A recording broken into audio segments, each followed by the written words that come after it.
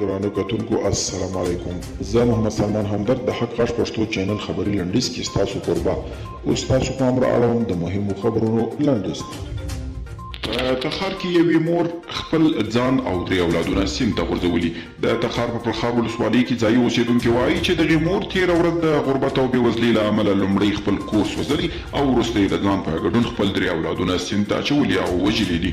ولسمشر محمد اشرف غني د هېواد 5 ادارو ته میلیاردونه پیسې بندي کړي دي.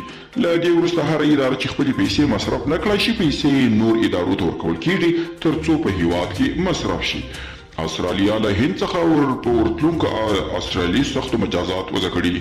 د استرالیا روغتیا وزارت ګواښ کړی دی چې د دې هېواد هر وګړي هڅه وکړي د کورونا ناروغۍ په اوج کې له هند څخه استرالیا ته سفر وکړي په 15 کاله زندان او $50,000 جریمه به محکوم کړي.